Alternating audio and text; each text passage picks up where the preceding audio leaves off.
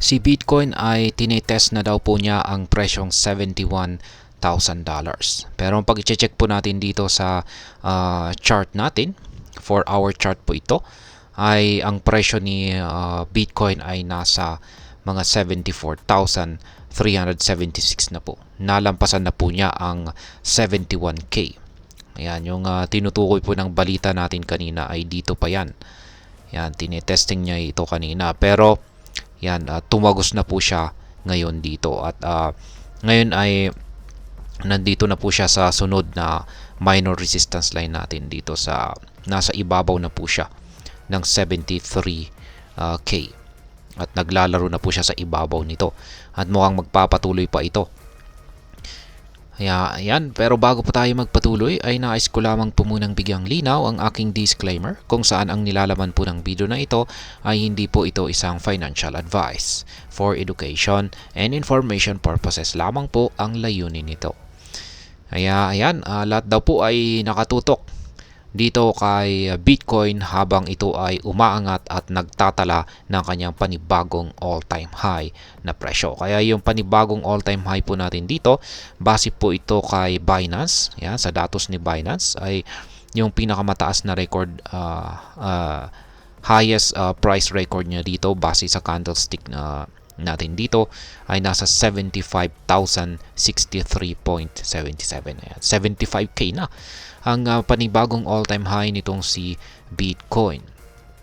Ayan, at yan na nga ang nagdudulot po sa pag-angat ni Bitcoin ay itong kasalukuyang nagaganap na US election. At ngayon ay ilalabas na po kasi yung resulta. Yan, yung ilalabas po sa araw na ito, ilalabas na po yung resulta at ito po yung nagdudulot para umangat itong ang presyo ni Bitcoin lalong-lalo na at inaasahan po ng karamihan na ang mananalo ay si Ginoong Donald Trump na isang pro-crypto. Ayan.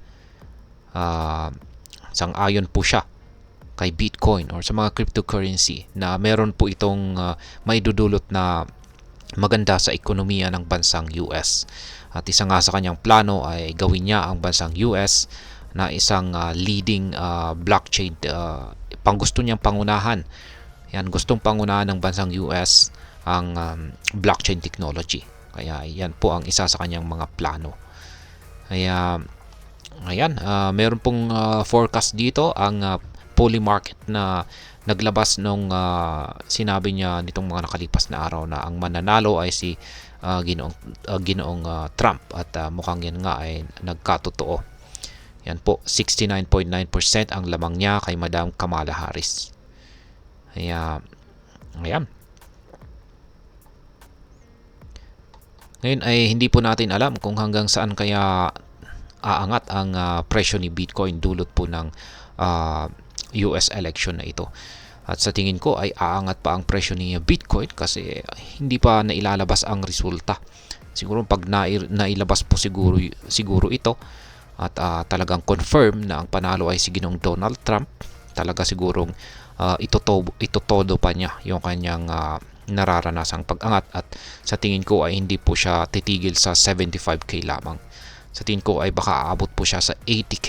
Ayan, meron pang mga analyst na nagsasabing aabot po sa 100K. Ayan, maganda po kung pag ganyan. Ay dapat ay nakapag-hold po tayo or nakabili po tayo ng maraming Bitcoin noon pa, itong mga nakalipas na ilang buwan kasi anticipated na po yan. At dito po sa ating 4-hour chart ay meron po tayong pattern kasi dito. Ayan, isa po itong descending pattern, descending wedge pattern. Ayan po siya. At nagkaroon po siya ng breakout dito. Ayan, at umangat po siya. Kaya umangat siya.